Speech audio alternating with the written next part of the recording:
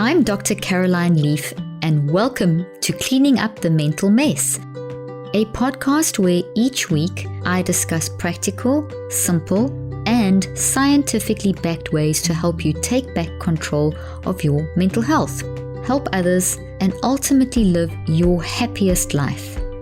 In today's episode, I am interviewing Dr. Josh Axe, a certified doctor of natural medicine, doctor of chiropractic, and clinical nutritionist with a passion to help people with their health. Dr. Axe is also an expert on the keto diet, essential oils, and so much more. In 2008, he started a functional medicine center in Nashville, which grew to become one of the most renowned clinics in the world. He has also been a resource for many professional athletes. In 2009, he began working with the Wellness Advisory Council and professional swim teams. He worked with professional swimmers, providing nutritional advice and performing musculoskeletal work on the athletes to increase their performance. He also traveled to the 2012 Games in London to work with USA athletes. Dr. Josh Axe has authored several celebrated and best-selling books. Millions of people have read his books and gone through his programs. Dr. Axe has been a regular guest expert on the Dr. Oz show, covering such topics as the gut microbiome, weight loss, digestive health, and herbal medicine. Dr. Josh Axe has taught corporate wellness programs for companies such as Nissan, Whole Foods, Mercy Ministries, Lifeway, and has been featured as a keynote speaker at conferences all over the country. So, in today's episode, we are going to discuss what keto is, how it can improve mental and brain health, and how to do keto correctly. We are also going to discuss how to use essential oils to improve mood and cognitive function, and how to heal from leaky gut syndrome.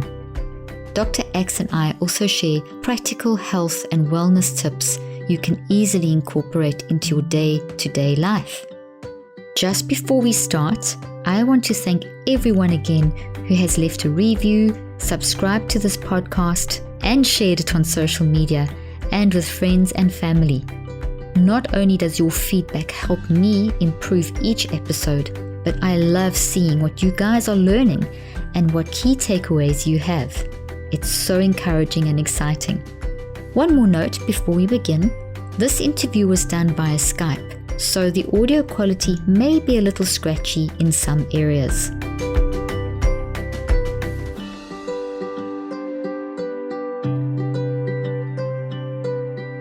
Dr. Josh Axe, what a pleasure having you join me today. I am so excited to have you on my podcast. Hey, Dr. Caroline, thanks for having me.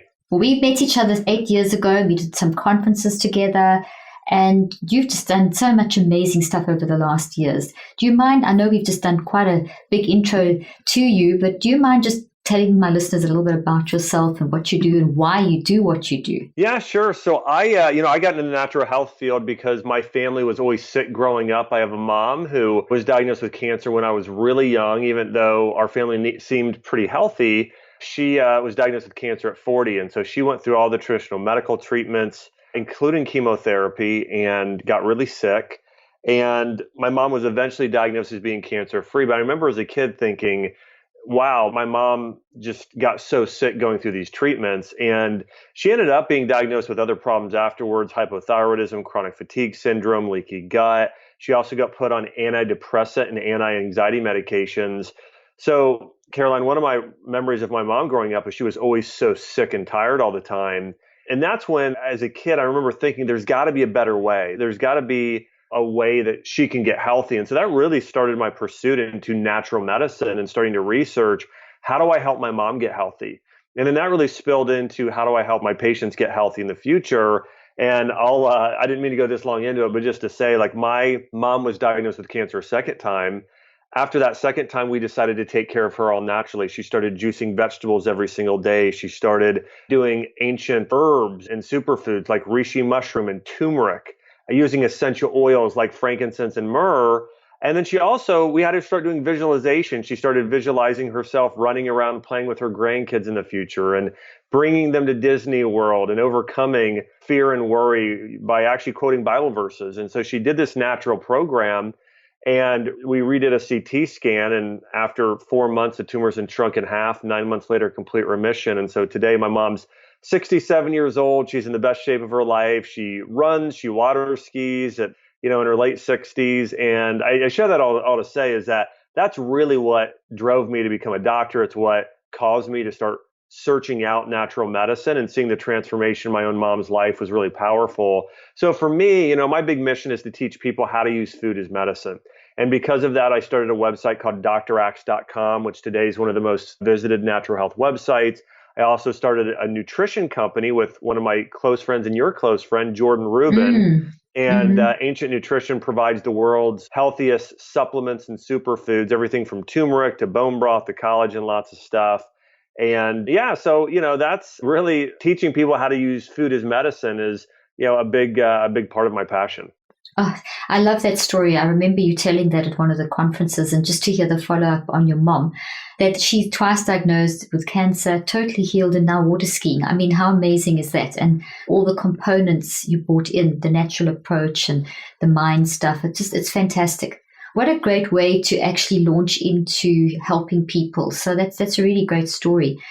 So yes, and Jordan's our good friend, and I'm so pleased that you are doing what you're doing with him, because I know that you're providing really good quality stuff for people, good quality food grade, organic, real stuff, because there's so much stuff out there that's terribly confusing and for the average person in the street, isn't it, Josh, with what supplements do you take? How do you approach this whole natural eating, healing thing? What are some of the first steps that you would actually guide people through? Yeah, well, the first thing I'll say, and Dr. Caroline, this is why I am such a big fan of yours and why I refer people to a couple of your books I love so much on a regular basis. But it really gets down to we are body, mind, and spirit. We are body and spirit. And so with that, we got to take care of our whole body. So I want to also emphasize, I teach people how to use food as medicine, but I also teach people just the powerful medicine that having the right mindset has on our body and spiritual health and emotional health. So that being said, what I really teach people, again, is having holistic health. And it starts with emotional health, and then it moves to diet. And so I'll talk about diet here first.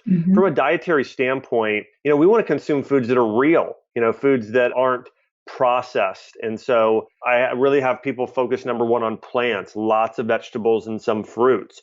And then along with that, some wild organic meat, high in collagen, high in omega-3 fatty acids, things like bone broth, wild-caught salmon, and then lots of herbs and spices. When people use the term medicine throughout history, whether it was biblical medicine, Chinese medicine, Ayurvedic medicine, when people said medicine was typically seen as an herb or spice. So doing something like astragalus or turmeric or ginger, those were known as medicine. So that being said, what I really teach people to do is, number one, eat real food, eat healing foods. And really, there's no one perfect diet for everybody, but in general, everybody should be eating whole, real foods. And then number two, supplements. Here's the thing to remember about them. Supplements are for supplementing an already healthy diet. So sometimes, if somebody's thinking, hey, I'm going to go out and eat, Burger King and McDonald's, and then I'm going to take this multivitamin and that's going to fix everything. It's really not the case. So again, supplements are for supplementing holes in your diet. And I'll give you an example.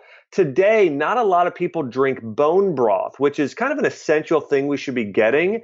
So if a supplement then, if you're not getting bone broth in your diet, then you should look at taking a bone broth protein supplement or a collagen supplement. Similar thing with vitamin D. If you live up north and you're not in Florida or California and you're not exposing your skin to sun, that's missing in your diet. So you should be supplementing with this thing that's missing. So that's vitamin D.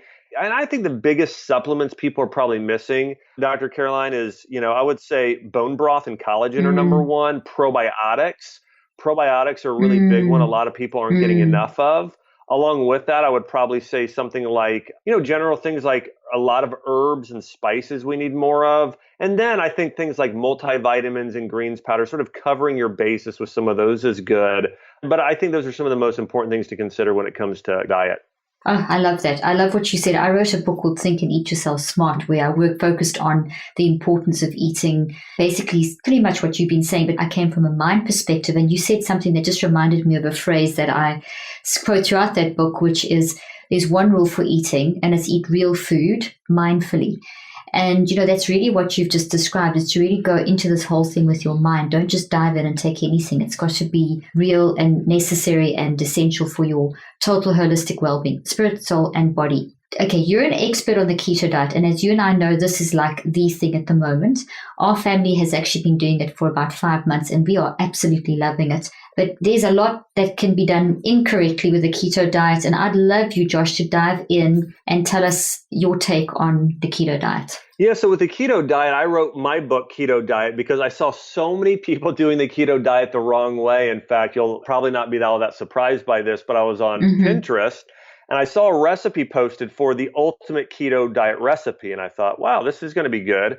It turns out, here was the recipe. It was take conventional shredded cheese, fry it in butter, fry bacon and put it in the middle, and then fry another shell of cheese in butter and put it on top, and you have a keto quesadilla. Oh, gosh. So pretty much their idea of the perfect meal was conventional cheese, butter, and bacon. And that really is part of what caused me to say, you know what, I need to write a book on this topic. And the other thing is, my mom, when I mentioned the diet that helped get her well, is she was on kind of a semi-keto diet. The only carbs she was consuming were from berries, beets, and carrots. I mean, aside from that, it was all lots of healthy fat. It was healthy protein and lots of vitamins and minerals. So that being said, I think when people do the keto diet, the right way to do it is with lots of real foods, especially lots of vegetables, herbs, and spices. And so I'll say this too, the keto diet isn't for everybody. It's specifically for people who need to support their brain and neurological system, their metabolism, and certain hormonal systems like balancing insulin, which in fact also affects, progesterone and estrogen and testosterone. So that being said, waking up in the morning doing a keto collagen smoothie, it's a cup of coconut milk, some collagen, and maybe some almond butter.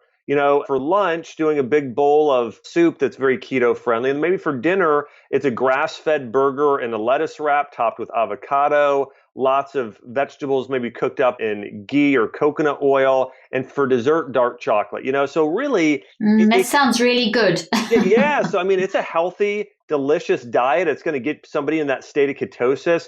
I think the thing to remember for most people with keto is that the keto diet was actually created by researchers at Johns Hopkins University, and they were taking care of children who were having epileptic seizures. And what they found is when the children were fasting, which is removing food, that the seizures went away. So they said, we need to create a diet that mimics fasting. And they tried some different things. They found the keto diet mimicked fasting. The seizures went away. And so the keto diet was born. And again, it's been around before that, but labeled how it is today, that's when it was sort of rediscovered to be used as a form of, medicine. But that being said, I think the keto diet is meant to be done like a fast or cleanse. I don't think it's necessarily meant to be done for a lifetime for everybody. But I think our ancient ancestors probably went in and out of ketosis. They weren't always eating loads of carbs and bread and chips and pasta and all the things we do today. But that's sort of my view and take on keto. At keto, for people, I think for most people doing it between 30 and 90 days is ideal. And then just moving to a diet where you're just consuming less carbs than you probably normally did is probably the most healthy thing. But it can be a breakthrough diet for people who want to lose weight quickly, for people who are looking to fight things like Alzheimer's and support their brain, somebody who's looking to balance insulin or reverse diabetes. So for a group of people, this diet is it's just really powerful. No, that's fantastic. I'm so glad that you've outlined that, because I know there's been a lot of misconceptions. And in terms of mental health, what's been a concern that I've had, because, some people really take this to the extreme and they keep their carbs like under 20 or down to even 15 carbs, and they're doing exercise. And there's, it can become a problem because, as you and I both know, that can affect your gut microbiome. You can drop your serotonin levels, and because initially you feel tremendous energy, but it can swing in the other direction. Can you speak to that at all? Say it one more time. So in other words, what concerns me is people are dropping their carbs to such a low level for long periods of time. It does affect the serotonin and the gut microbiome and then mental health. Right, exactly. So again, my solution there, and even I cover this in my book, is this diet's created for 30 to 90 days, not beyond that. And during that Mm-hmm. time period, the way that you do it the right way is you consume a lot of what's called prebiotic fiber. And here's the Mm. problem. So probiotics, and as you're saying, the microbiome and serotonin, like it needs these good bacteria. Mm-hmm. So a lot of people, when they do the keto diet, because they're eating a lot of meat and fat, which has no fiber and literally, these microbes can't feed off of, so they just die both good and bad. Yeah, microbiome kind of weakens during that time because they're just eating meat and fat. If somebody is doing the keto diet and consuming half their diet as vegetables, which is loaded with fiber and certain seeds and nuts and other things. So when I have people do the keto diet, it's loads of vegetables, it's some Mm. berries, it's herbs and spices, which can be used as prebiotics, and then it's taking a probiotic supplement and eating probiotic rich foods like sauerkraut. And by doing that, people are only going to then build up the good bacteria, they'll lose the bad. So that's really the idea there. But if people follow it the way I outlined in my book, Keto Diet, it's really not going to be a problem. But just even here, just know if you're doing keto, the only way you should do it is if you are going very, very high in vegetables and foods that are high in prebiotic fiber, which will actually help probiotics grow. That's so good because some people that do it incorrectly, if you've got any kind of IBD, so irritable bowel syndrome or any kind of inflammatory bowel disease where your gut microbiome is already compromised and already you've got that gut-brain axis issue, this kind of diet can make that even worse from what you've just explained. Am I correct? Oh, absolutely. Yeah. Again, if keto is done the wrong way, it will cause gut issues. It will cause inflammation. So think about this. There are people out there doing keto and they're going to fast food restaurants, getting the burger meat, which is loaded with omega-6 fats, no omega-3s, and processed oils, causing major inflammation. Mm. So, yeah, I mean, if somebody does the keto the wrong way, it's actually going to be really destructive and damaging. And now, listen, somebody might lose weight on that diet, but they're Mm. not getting healthier. It's actually causing rampant inflammation throughout their system.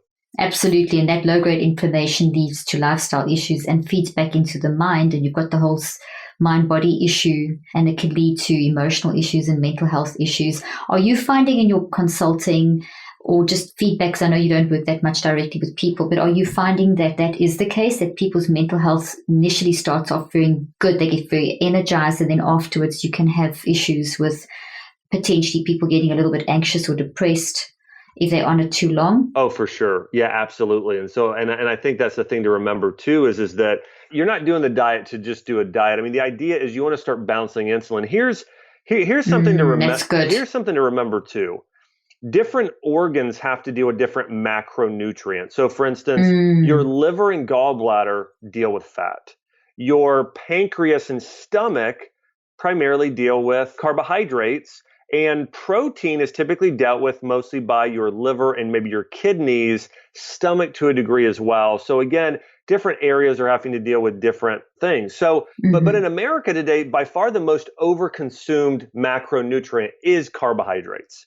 I mean, for a Mm. lot of people, 60+% of their diet is carbs. So what that means is their pancreas is being exhausted. It's overwhelmed. It's Mm. the most exhausted organ.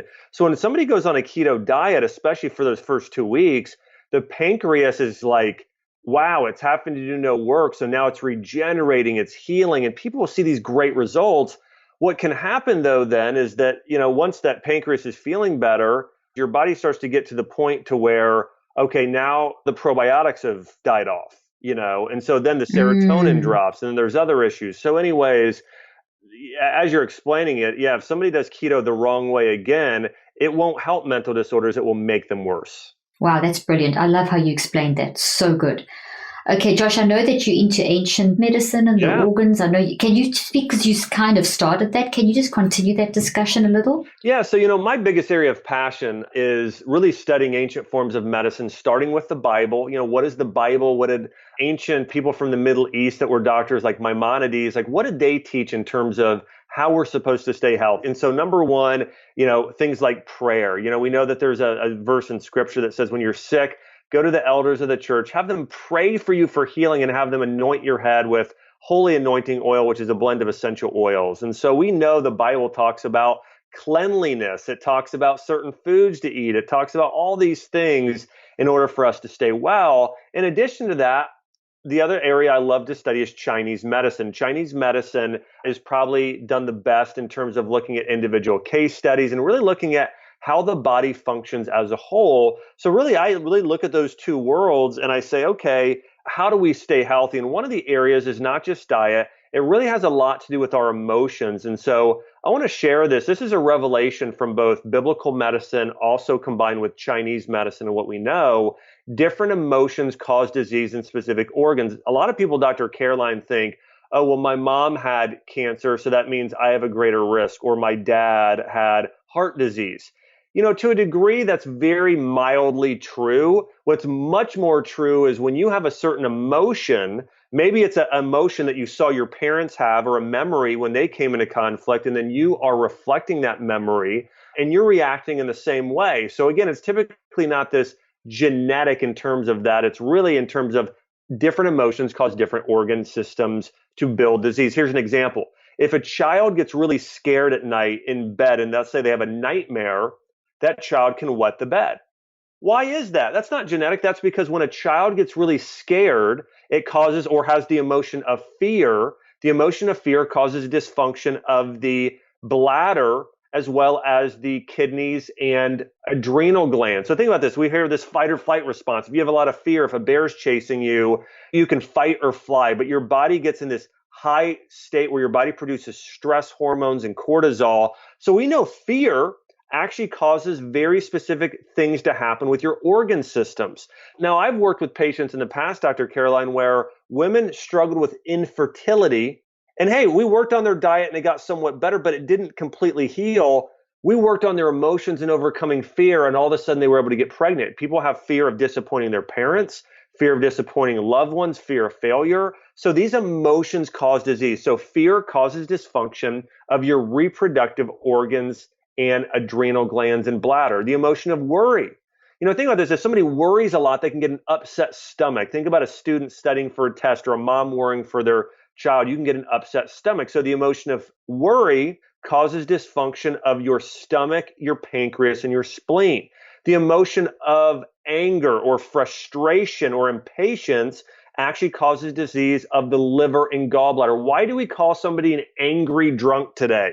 It's because when you drink a lot of alcohol, especially hard alcohol, it causes disease to build up in the liver, which causes someone to have anger. But a similar thing happens. Somebody has a lot of anger, it actually causes liver disease.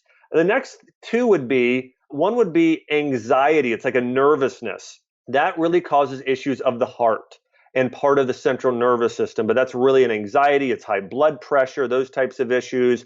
Anxiety affects the heart and the circulatory system.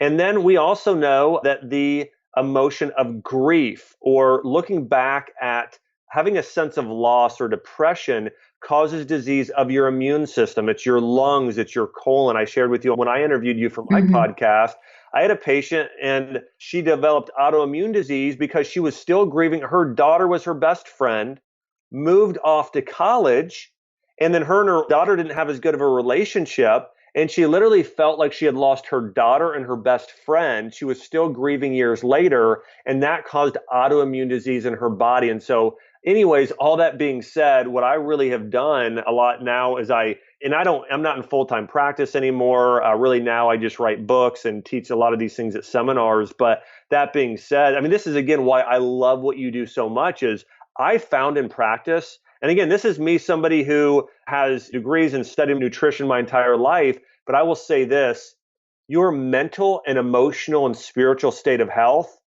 is even more important in beating disease than what you eat. Now, I think eating is important, and maybe that's anywhere from 50% to maybe it's 1%. I don't know. It's somewhere in there. Let me throw out 20%. But a bigger portion of somebody healing and being healthy is actually their emotional state.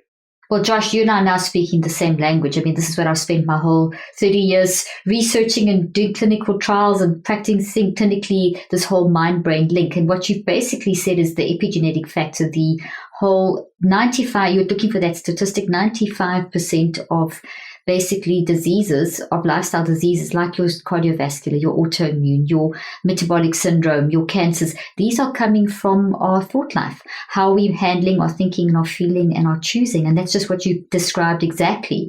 And the way you think passes through your brain and your body, and your brain and your body respond in exactly the ways that you have been describing. So, I mean, this is totally, we have to deal with the mind. The mind is 99%, which is what you're saying. You're essentially telling the listeners, you're a nutritional doctor, you are telling people how to look after their physical body, but the mind plays a bigger role, and the two together are the 100%. So that's amazing. This episode is sponsored by Comrade Socks, the #1 compression socks on the market, and my personal favorite.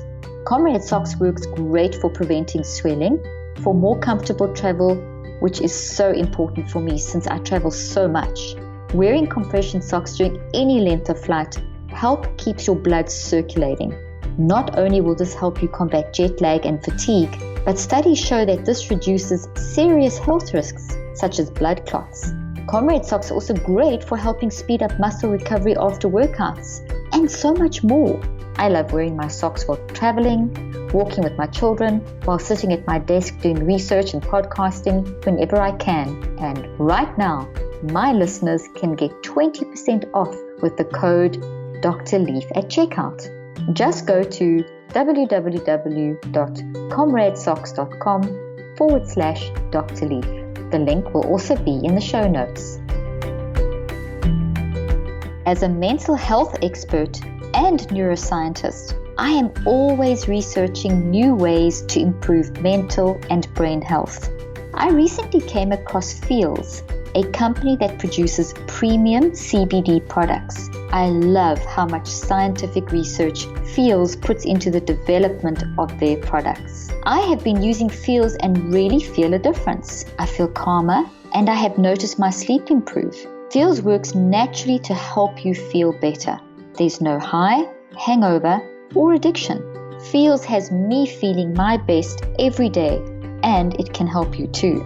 Become a member today by going to feals.com/Dr. Leaf, and you'll get 50% off your first order with free shipping. That's feals.com/Dr. Leaf to become a member and get 50% automatically taken off your first order with free shipping. feals.com/Dr. Leaf. So on that note, tell me about essential oils to improve mood and cognitive function, to help this process, to help us with our mind. Yeah, so I love essential oils. You know, they're referenced more than, or essentially essential oils are the things they stem from. Their scents are referenced more than 300 times in the Bible. Frankincense is the most referenced essential oil single-handedly. Myrrh the most if you look at it being combined in the holy anointing oil. And there are so many stories of essential oils that I think a lot of people may not even realize that are such a core part of the Bible. Looking at the story of the 3 wise men bringing the infant Jesus, gold, frankincense, and myrrh. And frankincense and myrrh in those days were used as medicine. Frankincense was used as a natural anti-inflammatory agent. It was used to fight disease. Myrrh was used to balance hormones, fight infection. In fact, Mary might have used myrrh on herself, possibly. And so we know that these essential oils are very concentrated compounds of the plant. And we know they're really connected to our olfactory system, which is connected to our memory and our brain. What's also unique about certain essential oils is that they were used, even today, frankincense is diffused during certain church ceremonies, like certain Orthodox churches, different areas. And so frankincense ends in incense. It's something that they burned in a nice fragrance.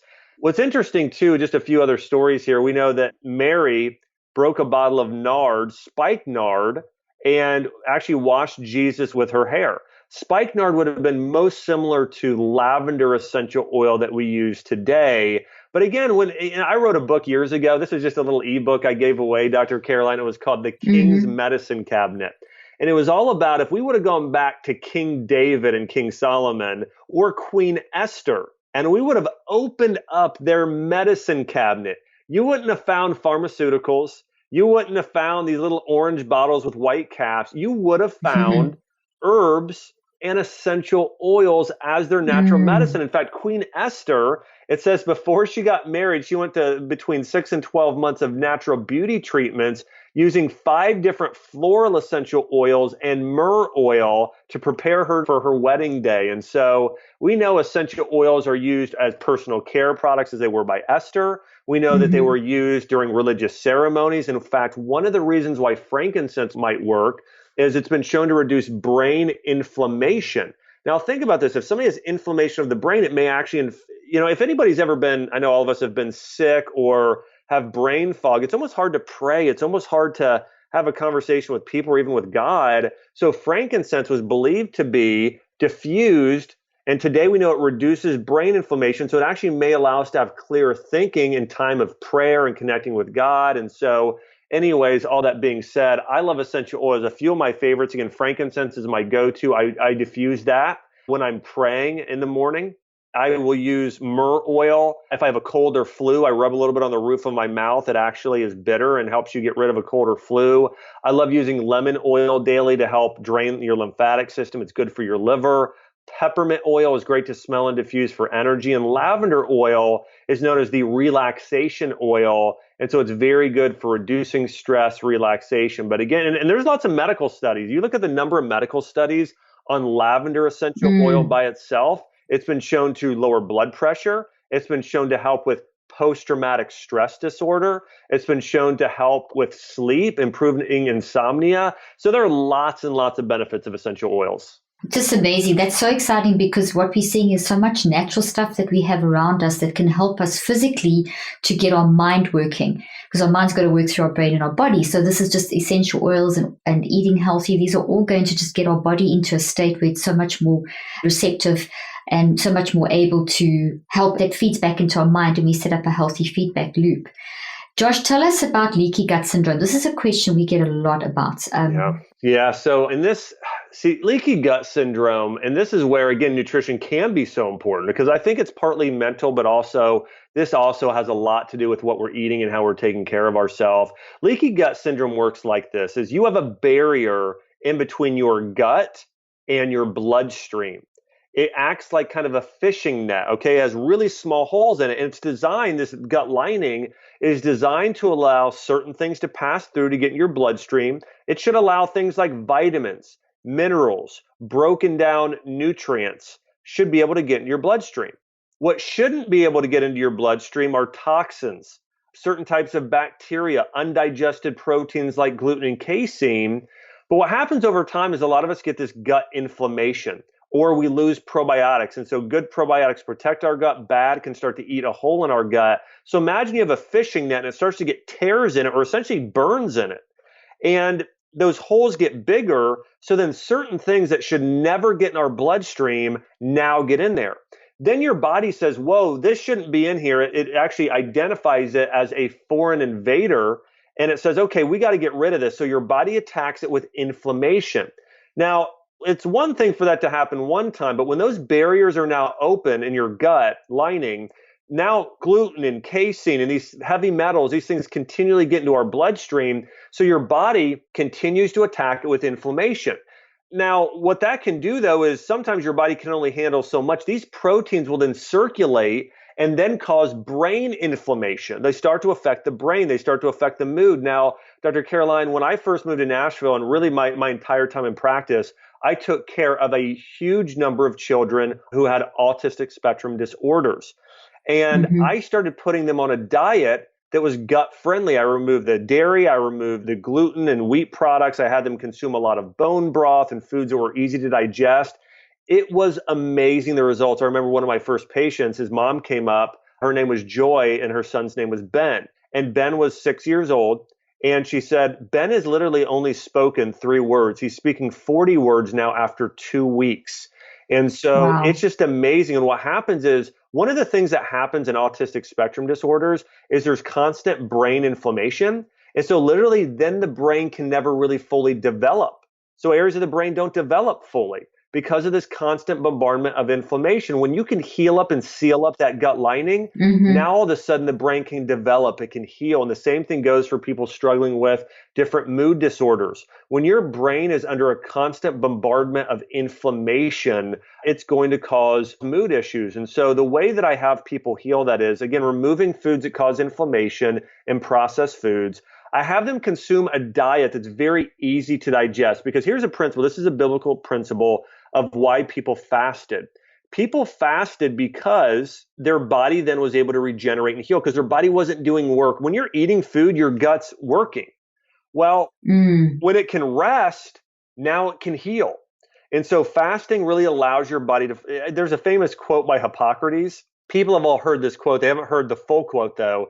He says, "Let food be thy medicine and let medicine be thy food." But then he goes on to say, "But to eat when one's sick is to feed disease or feed the illness." So anyways, all that being said, the easiest foods to digest when you're sick is soup.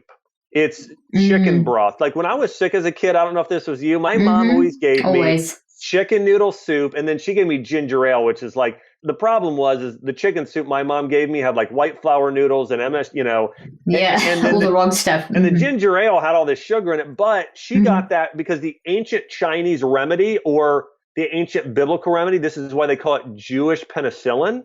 When you're sick, it was chicken broth and ginger herbal tea. That's what you consume to get well. And the reason is your gut lining is actually made up of collagen. And so if you're not consuming collagen in your diet or bone broth, your body doesn't have the building blocks it needs to fully heal itself. So that's why chicken broth and ginger reduces inflammation and boosts your immune system. So they're kind of like the two perfect foods. But again, I know I've said a lot about this, but basically, if somebody wants to heal leaky gut, you want to consume a lot of cooked vegetables, not raw, never raw.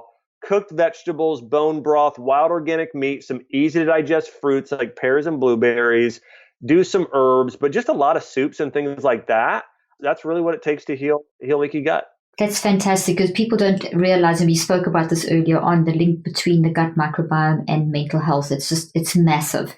And so that's what you've said now, that leaky gut syndrome has got such a direct link, because you said the brain inflammation, and the whole body goes into low-grade inflammation. And as you say, with your brain, you can't process, the blood flow doesn't go through the front of your brain properly, you can't think properly, right. And that leads to all kinds of learning and emotional issues. So that's really fantastic advice.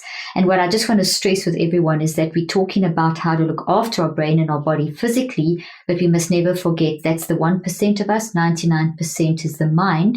So we always have to address the mind along with the body, the two together.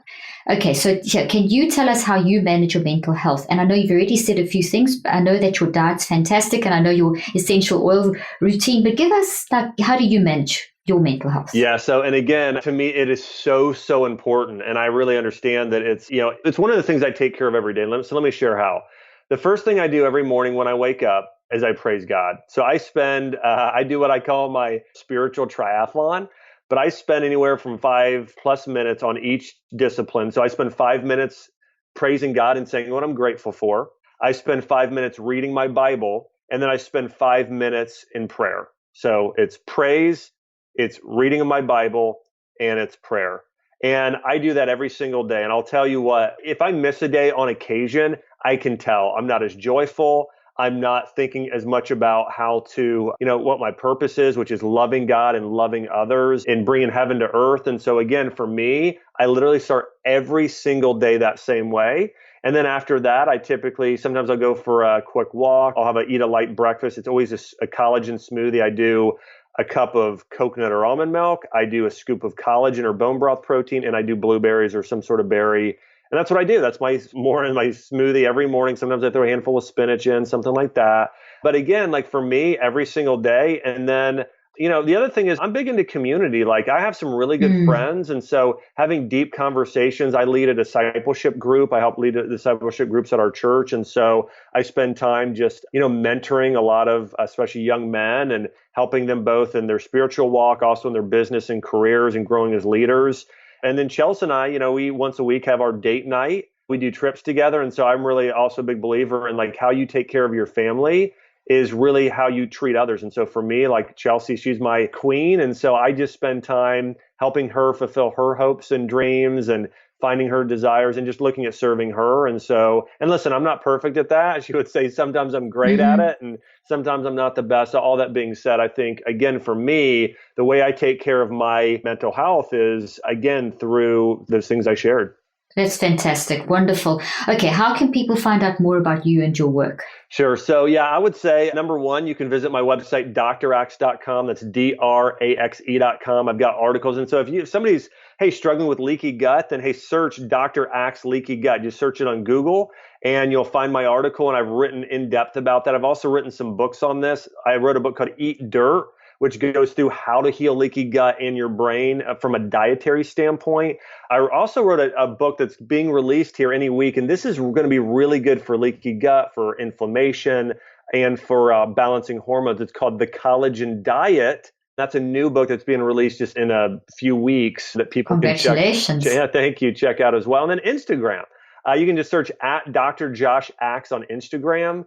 And I'm on there as well. And then just in closing, I just want to say, Dr. Caroline, again, I love what you do. This is something that so many people need to know in terms of, in Greek and a lot of the way our society is set up today, it's sort of all about, it is talked about so much about being diet as our health. It's sort of this, only the physical.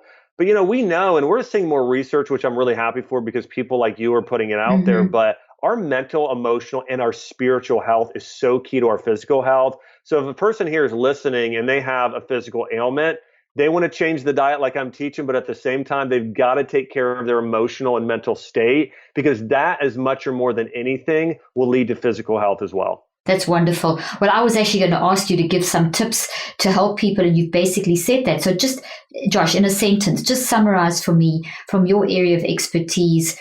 Give us a sentence that kind of summarizes everything that you've been saying. Kind of, you've just said it, but just say it again. People need to hear what you said. It's so good. Yeah, sure. So I would say, again, just to rehash what I talked about, and I hope this is what you're asking for. If not, I can re-answer it. But again, you got to take care of your mental health and your physical health, and they flow as one together.